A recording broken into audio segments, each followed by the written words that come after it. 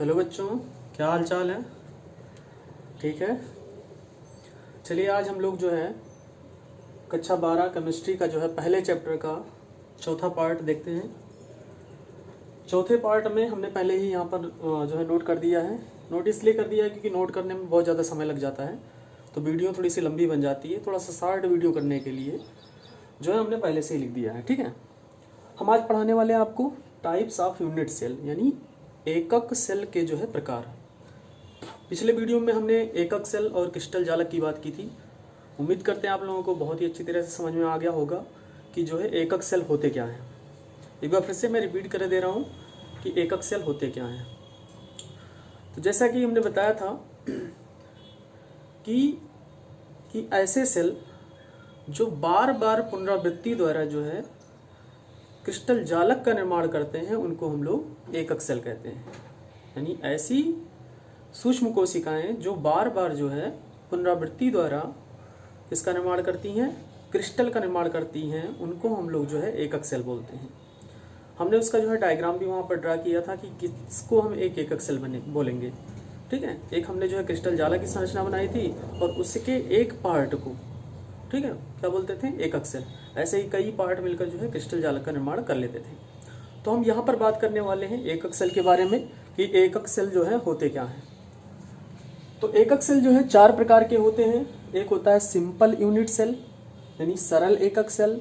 दूसरा होता है बॉडी सेंटर्ड यूनिट सेल यानी काय केंद्रित एकक सेल। तीसरा होता है फेस सेंटर्ड यूनिट सेल यानी फलक केंद्रित एकक सेल। और चौथा होता है एंड सेंटर्ड यूनिट सेल यानी अंत केंद्रित एकक सेल। यानी चार प्रकार के जो है एकक सेल होते हैं। सिंपल यूनिट सेल को हम जो है शॉर्ट फॉर्म में एससी भी कहते हैं। क्या बोलते हैं? एससी। ठीक है, इस तरह से भी लिखते हैं। बॉडी सेंटर्ड को हम लोग शॉर्ट फॉर्म में बीसीसी लिखते हैं और फेस सेंटर्ड को हम लोग जो है एफसीसी लिखते हैं और एंड सेंटर्ड को हम लोग जो है ईसीसी लिखते हैं। ठीक है, ये थोड़ा सा ध्यान रखिएगा। ये आगे जब आपके न्यूमेरिकल्स लगवाए जाएंगे ठोस अवस्था से संबंधित, तो वहाँ पर जो है इन शब्दों का प्रयोग होगा कि एससी कहेगा या बीसीसी कहेगा आपसे, या सीधा सीधा नाम ही कह देता है कभी कभी। लेकिन जो है इसको भी याद रखिएगा कि एफसीसी क्या होते हैं, ईसीसी क्या होते हैं। ठीक है। तो चार प्रकार के एकक सेल हमने बताया आपको। अब बात करते हैं पहले एकक सेल की, यानी सिंपल यूनिट सेल की बात करते हैं कि सरल एकक सेल कहते किसको हैं। तो सरल एकक सेल को समझने के लिए पहले हम आपको एक जो है एकक सेल बना दे रहे हैं। देखिएगा, ये एकक सेल जो है हम लोग जनरली एकक सेल हम लोग जो है घनाकार लेंगे यानी घन के रूप में लेंगे। वैसे तो कई प्रकार के एकक सेल होते हैं, घन भी होता है, घनाभ भी होता है, षष्ठकोणीय भी होता है, क्या नाम है, और भी कई प्रकार के होते हैं, समद्विलंबाक्ष भी होता है, बहुत सारे प्रकार के होते हैं। ठीक है। लेकिन जो है हम लोग कितने प्रकार के लेंगे? केवल एक ही प्रकार लेंगे। कौन सा? जब भी एकक सेल की बात करेंगे हम लोग घन वाला लेंगे। एक को समझ लें तो बाकी सब क्लियर हो जाएगा। ठीक है। तो हमने एक जो है घन बना दिया यहाँ पर। ये जो है एक घन है। अब इस घन में आप देखिए, जैसा कि एक एग्जांपल हम आपको दिखा रहे हैं लाइव। जैसे मान लेते हैं कि ये घन है। ठीक है। घन मतलब होता है क्या है? घन मतलब होता है कि जिसकी जो है लेंथ यानी लंबाई, चौड़ाई और ऊंचाई क्या हो? बराबर हो। ठीक है। तथा उनमें 6 फलक पाए जाएं। जैसे आपने ईंट देखा होगा, वो तो घनाभ है, लेकिन ये जो दिख रहा है आपको ये घन है। ठीक है। इसमें लंबाई, चौड़ाई और ऊंचाई जो है क्या है? बराबर है।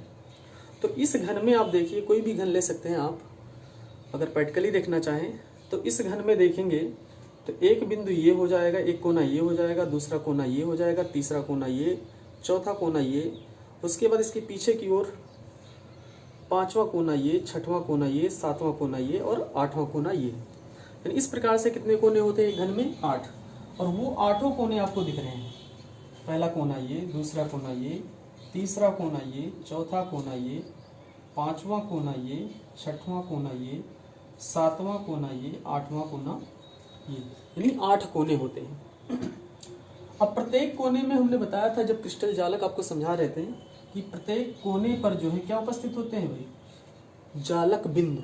क्या होते हैं? जालक बिंदु, या जिसको हमने परमाणु भी कहा था, परमाणु भी कह सकते हैं कि ये जो है यहाँ पर परमाणु या अणु या आयन उपस्थित है, यानी कोई भी कण उपस्थित है, परमाणु हो या अणु हो या आयन हो, यानी कण उपस्थित होते हैं एक सिंपल क्रिस्टल में जो है 8 कोनों पर। ठीक है, तो सिंपल क्रिस्टल किसे कहेंगे? सिंपल क्रिस्टल वही क्रिस्टल होते हैं, या हम कह सकते हैं सिंपल यूनिट सेल, यानी सरल एकक सेल वही सेल होते हैं जिनमें एकक सेल के प्रत्येक कोने पर एक एक परमाणु उपस्थित होते हैं। जिनमें एकक सेल के प्रत्येक कोने यानी 8 कोने पर एक एक परमाणु उपस्थित होते हैं। तो इस प्रकार के एकक सेल को हम लोग जो है क्या बोलते हैं? सरल एकक सेल कहते हैं। इसे जो है SC द्वारा निरूपित किया जाता है, SC द्वारा निरूपित किया जाता है। थोड़ा सा इसमें और जान लेते हैं। अब इस तरह से आपको पता चल गया कि एक एकक सेल में यानी सरल एकक सेल में 8 कोनों पर एक एक परमाणु हैं। ठीक है, तो इस प्रकार से हम कह सकते हैं कि सरल एकक सेल में नीचे आप लोग जो है हेडिंग वाइज लिखते जाइएगा, चारों ऐसे जो है बना लीजिएगा। उसके बाद पहला हेडिंग ये डालिएगा, जो हमने परिभाषा बताई वो परिभाषा नोट कर लीजिएगा। उसके बाद नीचे जो है ये घन का डायग्राम बना लीजिएगा, सबको यहाँ पर जो है परमाणु ऐसे बना दीजिएगा। ठीक है, उसके बाद नीचे लिखिएगा सरल एकक सेल में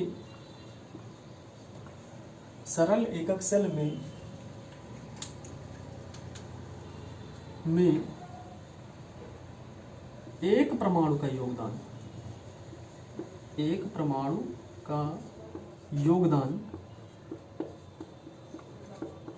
तो कितना योगदान है भाई एक परमाणु का? 1/8 योगदान है। कितना योगदान है? 1/8, क्योंकि 8 परमाणु होते हैं पूरे एकक सेल में, लेकिन एक परमाणु का पूरे सेल में कितना योगदान हो जाएगा? उसका 1/8 क्या हो जाएगा? 1/8। ठीक है, उसके बाद एक एकक सेल में एक सरल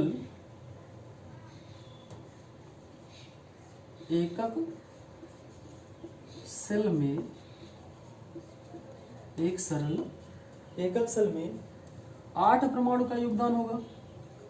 में 8 परमाणु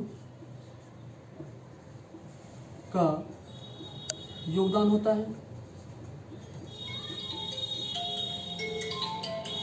तो एक सरल एक समय कितने परमाणु का योगदान होता है? 8। ये हो जाएगा 8 गुणे 1/8। ठीक है, तो 8 जो है कैंसिल हो गए, बराबर कितना हो गया? 1। ठीक है, कितने हो गए? 1। यानी एक सरल एकक सेल में जो 8 परमाणु का योगदान होता है वो होता है प्रत्येक कोनों पर एक एक, यानी एक यहाँ पर आया, यानी 8 परमाणुओं का योगदान जो होता है वो एक एक सेल में एक एक होता है। ठीक है, यानी एक कोने पर एक रहेंगे। यानी ये जो एक बता रहा है वो ये बता रहा है कि एक परमाणु प्रति एकक सेल, यानी ये बता रहा है कि एक परमाणु जो है एक एकक सेल में जो है कोने पर होते हैं, ये बता रहा है। ठीक है, ब्रैकेट में जो है आप लोग लिख दीजिएगा कॉर्नर पर। ठीक है, इस चीज को यानी जो एक परमाणु आ रहा है उसको हम लोग Z से जो है डिनोट करते हैं। तो इसको हम लिख सकते हैं Z बराबर एक परमाणु प्रति एकक सेल। क्या लिख सकते हैं? एक परमाणु प्रति एकक सेल। ठीक है, किसमें? ये SC में हो जाएगा, यानी सिंपल क्रिस्टल में हो जाएगा। तो इतनी चीजें जो है आप लोग नोट कर लीजिएगा। क्या लिखेंगे कि सरल एकक सेल में जो है एक परमाणु का योगदान कितना होता है?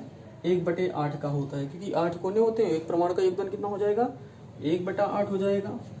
तो एक सरल एकक में जो 8 परमाणु का योगदान होता है, ठीक है, तो 8 गुणे 1/8 हो जाएगा, यानी 8 का कितना कितना योगदान होगा, यानी प्रत्येक का कितना कितना योगदान हो जाएगा, तो 8 गुणे 1/8 हो जाएगा। ठीक है, तो यानी कुल मिला के जो है प्रत्येक कोने पर एक एक परमाणु का योगदान होगा। वही चीज हमने यहाँ पर लिखा है कि एक परमाणु प्रति एकक सेल कॉर्नर पर। ठीक है, यानी जिसको हम लोग जो है Z से डिनोट करते हैं, यानी Z बराबर हो जाएगा एक परमाणु प्रति एकक सेल, किसमें?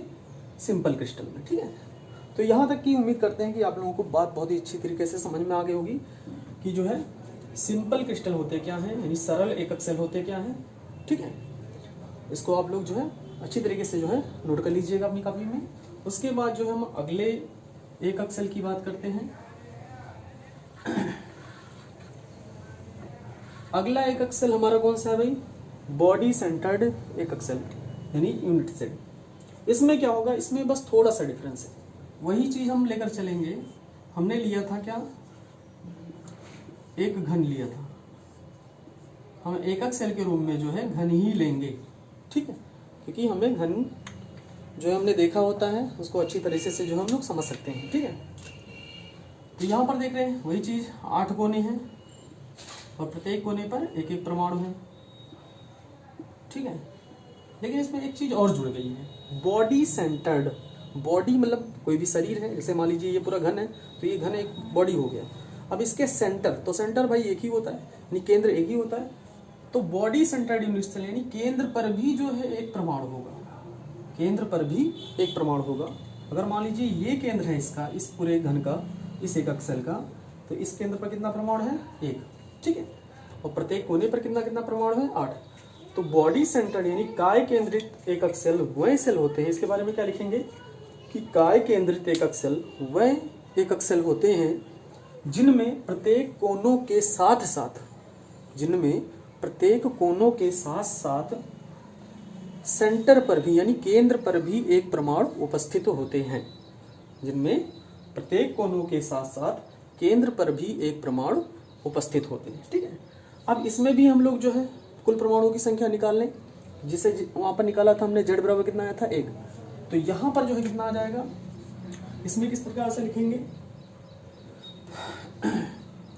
तो वहां पर आया था 1 आया था, किस प्रकार से 1 आया था भाई, 8 गुणे 1/8 हो गया था, बराबर 1 परमाणु प्रति एकक सेल, प्रति 1 परमाणु प्रति एकक सेल आया था। ये किसके रिस्पेक्ट में आया था, ये आया था कॉर्नर के रिस्पेक्ट में, यानी प्रत्येक कॉर्नर पर यानी किनारे पर, प्रत्येक किनारे पर आया था, प्रत्येक किनारे पर जो है 1 परमाणु प्रति एकक सेल होते थे। अब यहाँ पर किनारों के साथ साथ जो है कहाँ पर होते हैं, सेंटर में भी होते हैं, जिसको हम लोग क्या बोलते हैं, बॉडी सेंटर्ड यानी काय केंद्रित। तो सेंटर में परमाणुओं की संख्या, परमाणुओं की संख्या कितनी होती है भाई, 1 ही होती है। तो 1 तो हो गया प्रत्येक कोने पर और 1 जो हो गया सेंटर पर। अब जो सेंटर वाला है वो सबके लिए एक पार्ट होगा। ठीक है, ऐसा नहीं है कि जो है क्या नाम है, ये सेंटर पर होगा तो उसको अलग से गिना जाएगा, वो इस कोने का भी एक पार्ट माना जाएगा, क्योंकि इसका भी एक भाग माना जाएगा कि इसके साथ जो सेंटर पर है, इसके साथ भी सेंटर पर है, इसके साथ भी सेंटर पर है, इस वाले के साथ भी, यानी सभी कोनों के साथ साथ वो सेंटर पर है। तो कुल जो है इसमें परमाणुओं की संख्या हो जाएगी, यानी बॉडी सेंटर्ड में कुल परमाणुओं की संख्या, कुल परमाणुओं की संख्या जिसको हम किससे डिनोट करते हैं, Z से, कितनी हो जाएगी, 1 + 1। 1 आया प्रत्येक कोनों पर एक एक परमाणु आया, और 1 किस पे है, बॉडी सेंटर्ड पर है, यानी सेंटर में जो है, यानी कुल बराबर कितना हो गया, Z बराबर 2 परमाणु हो गया। कितना हो गया, 2 परमाणु। इसको आप लोग याद भी रखिएगा, इसकी जरूरत हमें आगे जो है क्या नाम है, सॉलिड स्टेट का न्यूमेरिकल्स लगाने में बहुत ज़्यादा आवश्यकता पड़ने वाली है। ठीक है, इसको आपको याद रखना है। वहाँ पर सीधे सीधे सवाल में कहेगा कि ये क्रिस्टल जो है कैसा है, या ये एकक सेल कैसा है, BCC है या SC है या FCC ऐसे बोलेगा आपसे, तो वहाँ पर जो है आपको Z की वैल्यू रखनी पड़ेगी। ठीक है, चलिए, तो दोनों हो गए। बहुत ही अच्छी तरीके से समझिएगा और बहुत ही जो है एकांत में बैठकर, क्योंकि हमारी आवाज़ और लोगों को लगता है कि स्लो रहती है, तो स्लो खैर तो है ही है, जो नेचुरल है वो सही है। अभी हमारे पास माइक की भी व्यवस्था नहीं हो पाई है, किसी तरह से आप लोगों के लिए वीडियो बना रहे हैं, तो जो है मेहनत करके बना रहा हूँ। तो आप लोग जो है इसको जाया मत जाने दीजिएगा, इसको जो है आप लोग बहुत ही ध्यान से समझिएगा। अगर आवाज़ मेरी स्लो आ रही हो तो उसको ले जाकर जो है एकांत में आप बैठकर या ईयरफोन लगाकर जो है उसको सुनिएगा और समझिएगा और पॉइंट टू पॉइंट नोट करिएगा, क्योंकि मैं नहीं समझता कि शायद आपको और किसी प्लेटफॉर्म के द्वारा इतनी अच्छी तरीके से समझ में आए। ठीक है, अगर फिर भी ना विश्वास हो तो यूट्यूब पर बहुत सारे चैनल्स हैं, आप जो है ओपन करके देख लीजिएगा। ठीक है। तो चलिए ठीक है, 2 की हमने बात कर ली, इसको आप बहुत ही अच्छी तरीके से जो है अपनी कॉपी में नोट कर लीजिएगा। ये वाला हेडिंग डाल के फिर परिभाषा बताइए, उस परिभाषा को लिखेंगे, फिर ये चीज़ें लिखेंगे, ठीक है। यानी कुल परमाणुओं की संख्या कितनी आ गई, 2, यानी Z बराबर आ गया 2। यहाँ तक का नोट करेंगे। उसके बाद तीसरा हेडिंग डालेंगे आप लोग FCC, यानी body face centred unit cell, ठीक है। ठीक, अब चलिए तीसरे पर आते हैं। तीसरा है फेस सेंटर्ड। फेस का मतलब होता है फलक। फेस का मतलब क्या होता है, फलक। तो देख लीजिए, वही घन लेके चलेंगे हम लोग एग्जाम्पल में, घन ही लेके चलेंगे, ठीक है। घन बनाना आप लोग सीख ही गए होंगे, बार बार इस चैप्टर में घन बनाया जा रहा है, ठीक है। घन बनाना आप लोग सीखे। तो कितने कोने होते हैं, 8 कोने हैं। 8 कोनों पर कितने कितने परमाणु, एक एक परमाणु, ठीक है। यानी प्रत्येक एकक सेल में प्रत्येक कोनों पर परमाणु की संख्या कितनी होती है, एक एक होती है। अब इसमें एक नई चीज जुड़ी हुई है, फेस सेंटर्ड। अब फेस देख लेते हैं इसमें कितना है। कॉर्नर तो पता है कि 8 होते हैं, फेस कितना होता है, तो फेस मतलब होता है फलक, ठीक है। एक फलक ये वाला हो गया, कौन सा हो गया, ये तो कॉर्नर है 4, और कॉर्नर जो चारों एक दूसरे से मिले हैं, ये क्या हो गया भाई, इतना पूरा एक फेस हो गया।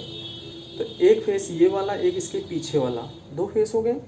एक इधर वाला 3 हो गए, एक इधर वाला 4 हो गए, एक ऊपर वाला हो गया 5, एक नीचे वाला हो गया 6। यानी किसी भी घन में जो है कितने फलक होते हैं, 6 फलक होते हैं। तो देखिए, अगर इस वाले को उसको लेंगे हम, इस वाले को लें, तो एक मान लीजिए कि जो है कहाँ, अगर मान लीजिए ये वाला फलक ले रहे हैं, ये वाला फलक ले रहे हैं हम, ये वाला, तो यहाँ पर इसका ये फलक हो जाएगा, ठीक है। एक फलक मान लीजिए मैं ये वाला ले रहा हूँ, कौन सा ले रहा हूँ, ये वाला, ध्यान से देखिएगा, ये वाला फलक ले रहा हूँ मैं, तो इसका सेंटर ये हो जाएगा, ठीक है। तीसरा फलक मैं ये वाला ले रहा हूँ, ये वाला ले रहा हूँ, तीसरा फलक, इसका सेंटर ये वाला हो जाएगा। चौथा फलक मैं ये वाला ले रहा हूँ, इसका सेंटर ये वाला हो जाएगा, ठीक है।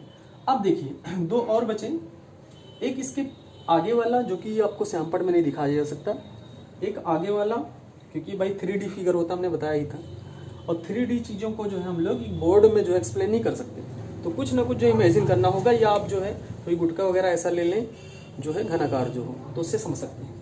एक ये वाला हो जाएगा आगे वाला फलक, और एक जो है इसके पीछे वाला, तो वो भी यहाँ पर कोई फलक होगा, ठीक है। यानी कुल मिला के इसमें जो है परमाणु कितने हो जाएंगे, प्रत्येक फलक पर एक एक परमाणु होता है इसमें। यानी फेस सेंटर्ड में क्या हो जाएगा, इसमें जो है परिभाषा इसकी नोट कर लेंगे आप लोग, कि ऐसे एकक सेल जिनमें प्रत्येक कोनों पर तो परमाणु होते ही हैं तथा प्रत्येक फलक पर भी एक एक परमाणु होते हैं, तो इस प्रकार के एकक सेल को हम लोग जो है फलक जो है केंद्रित एकक सेल बोलते हैं। क्या बोलते हैं, फलक केंद्रित एकक सेल बोलते हैं। एक बार फिर से जो परिभाषा सुन लीजिएगा, कि ऐसे एकक सेल जिनमें प्रत्येक कोनों के साथ साथ प्रत्येक फलक पर भी एक एक परमाणु होते हैं, यानी फलक के केंद्र में भी एक एक परमाणु होते हैं, तो इस प्रकार के एकक सेल को हम लोग क्या बोलते हैं, फलक केंद्रित एकक सेल बोलते हैं, ठीक है।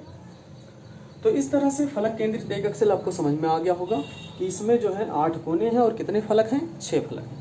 अब चलिए इसमें भी कुल परमाणुओं की संख्या निकाल लेते हैं, ठीक है।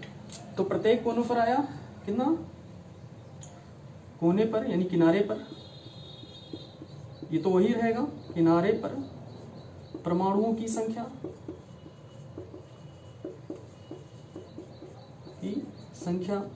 कितनी आई थी, 8 × 1/8, यानी एक किनारे के ले रहे हैं हम, तो आ गया था 1, ठीक है।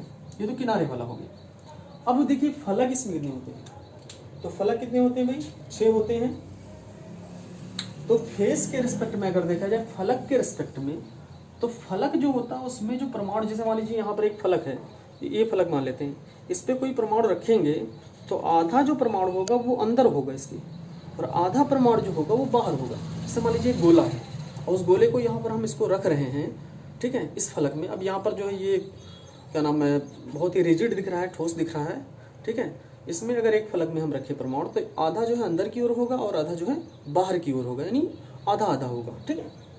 तो कुल जो है फलक के रिस्पेक्ट में अगर देखा जाए, तो फलक पर परमाणुओं की संख्या, परमाणु भाई शॉर्ट में लिख दिया हमने, परमाणुओं की संख्या बराबर हो जाएगी 6 तो होते ही हैं, लेकिन उसका 1/2 पार्ट ही जो है उसके फलक के अंदर रहता है और फलक से बाहर 1/2 पार्ट रहता है, यानी आधा अंदर आधा बाहर। तो ये हो जाएगा 6 × 1/2। ठीक है, फलक पर परमाणु की संख्या बराबर हो जाएगी 3। ठीक है, 3 कहाँ अंदर है, ऐसा नहीं कि परमाणु तो 6 ही हैं, लेकिन 3 अंदर है और 3 बाहर की ओर। 3 अंदर से मतलब ये नहीं कि 6 में से 3 अंदर है और 3 बाहर। 6 में से जो है 6 का आधा आधा जो है अंदर है और 6 का आधा आधा बाहर है, तो 6 का हाफ कितना हो जाएगा, 3 हो जाएगा। तो कुल परमाणु की संख्या इसकी भी निकाल लेते हैं हम लोग।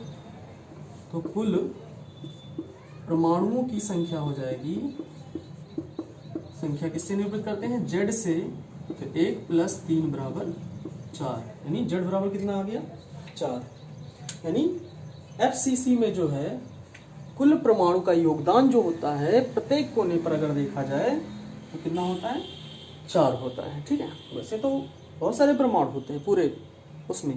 ठीक है, 8 तो कोने पर ही हो गया, 6 जो है फलक पर हो गए, तो 8 से 14 हो गया, ऐसा नहीं होता है। हम एक कॉर्नर के रिस्पेक्ट में लेते हैं। ठीक है, तो कुल कितने परमाणु आएंगे, 4 आएंगे।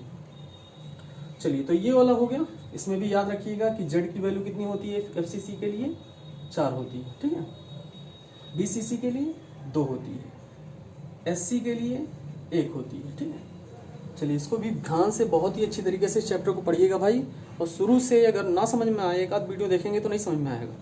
तो जिनको भी जो नए जुड़ रहे हैं इस चैनल से, या जो है वीडियो नहीं देखे हैं, सॉलिड स्टेट का हम जो है क्रम से वीडियो बना रहे हैं, जो नहीं देखे हैं, एक भी वीडियो आपने मिस किया होगा तो आपको कम समझ में आएगा और आगे दिक्कत का सामना करना पड़ेगा। तो वो लोग जो हैं शुरू से वीडियो को देख लेंगे, पार्ट 1, पार्ट 2, पार्ट 3 और ये 4था पार्ट है। चारों पार्ट जो है बहुत ध्यान से देखेंगे, मैं 100% दावा करता हूँ कि सबको समझ में आ जाएगा। चलिए एक लास्ट है वो भी देख लेते हैं। लास्ट क्या है, एंड सेंटर्ड, यानी अंत केंद्रित। अब अंत केंद्रित भी समझने के लिए घन ले लेते हैं। एक घन ले लिया हमने, ठीक है, फिर वही बात, प्रत्येक घन के 8 कोने, 8 कोनों पर एक एक परमाणु। ठीक है, अब इसमें अंत केंद्रित का मतलब होता है एक प्रकार से, इंग्लिश में देखिएगा थोड़ा सा ज्यादा क्लियर होगा, एंड सेंटर्ड। एंड मतलब होता है सिरा, यानी एक सिरा ऊपर वाला ले लें, एक नीचे वाला, कोई 2 सिरा ले लें, कोई जरूरी नहीं ऊपर वाला है नीचे वाला, एक इधर वाला भी ले सकते हैं, एक इधर वाला भी ले सकते हैं, एक इधर वाला, एक इधर वाला भी ले सकते हैं। ठीक है, तो 6 में से कोई भी एक सिरा ले सकते हैं हम। तो मान लीजिए ऊपर वाले सिरे से एक लेते हैं, एक नीचे वाले सिरे से लेते हैं, यानी एक ये वाला सिरा और एक ये वाले सिरे। ठीक है, इन पर भी एक एक परमाणु होते हैं। तो एक परमाणु यहाँ हो गया इस वाले सिरे का, और एक परमाणु यहाँ हो गया इस वाले सिरे का। ठीक है, फिर वही बात, इसका भी जब भाई इसको हम क्या नाम है, एक परमाणु यहाँ पर जो लगा होगा उस सिरे से, तो आधा भाग उसका बाहर होगा, आधा भाग अंदर होगा। इसी तरह से इसका भी आधा भाग बाहर होगा और आधा भाग अंदर होगा। तो यानी इसमें हम लोग क्या लिखेंगे, अंत केंद्रित एक अक्सल में, कि ऐसे एक अक्सल जिनमें प्रत्येक कोनों के साथ साथ सिरे पर भी जो है एक एक परमाणु उपस्थित होते हैं, प्रत्येक सिरों से भी एक एक परमाणु उपस्थित होते हैं। क्या लिखेंगे कि ऐसे एक अक्सल जिनमें प्रत्येक कोनों के साथ साथ सिरे से भी, ठीक है, कौन से सिरे, 2 सिरे, नहीं 2 सिरों से भी एक एक परमाणु उपस्थित होते हैं। तो इस प्रकार के एक अक्सल को हम लोग क्या बोलते हैं, अंत केंद्रित एक अक्सल कहते हैं। अब यहाँ पर भी जो है कुल परमाणुओं की संख्या निकाल ली जाए, तो कुल परमाणु कितने होंगे भाई, अगर कार्नर के एस्पेक्ट में देखा जाए तो किनारे पर परमाणु की संख्या, तो आप लोग याद रखिएगा, एक किनारे पर कितना होते हैं, एक। कैसे निकाला था हमने, 8 × 1/8 करके। अब यहाँ पर जो है सिरे पर देखेंगे, तो सिरे पर परमाणु की संख्या, तो सिरे पर कितने हैं भाई, सिरों से जो है, सिरों पर नहीं, सिरों से, जो सिरे हैं उससे देखा जाएगा, तो सिरों से परमाणु की संख्या तो कुल 2 है, लेकिन 2 का भाई 1/2 भाग ही, यानी आधा भाग ही अंदर रहेगा, आधा बाहर रहेगा, यानी 2 × 1/2 हो जाएगा। ठीक है, यानी ये भी आएगा 1। तो कुल परमाणु हो जाएंगे, कुल परमाणुओं की संख्या किसके लिए, ECC के लिए यानी अंत केंद्रित के लिए, कुल परमाणु की संख्या Z बराबर हो जाएगी 1 + 1 = 2। ठीक है, तो इस तरह से हमने जो है आपको आज के लेक्चर में ये बताया कि कितने प्रकार के एकक सेल होते हैं, एकक सेल क्या होते हैं, और एकक सेल में जो है किस प्रकार से उसमें जो है परमाणु की संख्या ज्ञात की जाती है, सरल एकक सेल में कितने परमाणु होते हैं, कुल कितने परमाणु होते हैं, एक कोने पर कितने परमाणु होते हैं, बॉडी सेंटर्ड में बताया कि कुल कितने परमाणु होते हैं, ठीक है, कितने इसमें जो है सेंटर पाए जाते हैं, और प्रत्येक सेंटर के रेस्पेक्ट में कितने परमाणु आएंगे, तो इसमें आया था 2। फेस सेंटर्ड में हमने देखा था कि कितने कोने होते हैं, साथ साथ कितने फलक पाए जाते हैं, तो 6 फलक पाए जाते हैं। प्रत्येक कोने और फलक के रिस्पेक्ट में जो है परमाणु कितने आए थे, इसमें 4 आए थे, 4 परमाणु आए थे। अगला जो था हमारा लास्ट अंत केंद्रित एकक सेल था, इसमें हमने ये जाना कि जो है प्रत्येक कोनों के साथ साथ जो है प्रत्येक सिरों से भी, सिरे मतलब 2 ही सिरे लेंगे, या तो ऊपर वाला या नीचे वाला या अगल वाला बगल वाला, ठीक है। तो 6 सिरे होते हैं भाई, एक इधर वाला, इधर वाला, एक इधर वाला, इधर वाला, एक इधर वाला और इधर वाला। तो 6 सिरे में से कोई भी सिरा ले सकते हैं हम 2। तो उससे जो है कितने परमाणु लगे होते हैं, तो 2 परमाणु एक सिरे से लगे होते हैं, उसका आधा भाग अंदर होता है उस परमाणु का और आधा भाग बाहर होता है, तो उसका आधा ही पार्ट लिया जाएगा, यानी 2 × 1/2 हो जाएगा, ठीक है। और प्रत्येक कोने पर कितने होते हैं, 1 होते हैं। तो कुल मिला के जो है इसमें कितने आएंगे, Z बराबर इसके लिए कितना आएगा, 2। तो इतनी बातें जो है हम लोगों ने आज के वीडियो में जानी। अब अगर इतने में जो हमने 4 टॉपिक पढ़ाए आपको, 4 पार्ट बनाए, उन चारों पार्ट में किसी को कोई दिक्कत होगी तो वो जो है हमें कमेंट सेक्शन में ज़रूर जो है क्या नाम है बताएगा कि कहाँ पर उसको दिक्कत हो रही है, ठीक है। अगर आवाज़ से रिलेटेड कोई प्रॉब्लम है तो उसके लिए हमने पहले ही बता दिया भाई क्या करना है आपको। और एक बात और, जितने लोग देख रहे हैं इसे, वो सभी लोग अगर समझ में आया होगा तो लाइक करेंगे, नहीं समझ में आया होगा तो मन होगा जो कर देंगे, ठीक है। और अपने दोस्तों से भी बताइए आप लोग कि जो है इस चैनल पर केमिस्ट्री किस प्रकार से पढ़ाई जा रही है उसके बारे में बताइए। और जो है अगर आपको अच्छा लगता होगा तो जो है इस चैनल को सब्सक्राइब ज़्यादा से ज़्यादा करवाइए, ताकि हमारे जो है हमारी यही कोशिश है कि हमारे जो है 1000 सब्सक्राइबर बहुत ही जल्दी हो जाएं, जिससे मैं जो है यूट्यूब पर लाइव आ सकूं और एक टाइम टेबल के अनुसार जो है पर डे आप लोगों को पढ़ा सकूं, तब और मज़ा आएगा पढ़ाने में, ठीक है। धन्यवाद।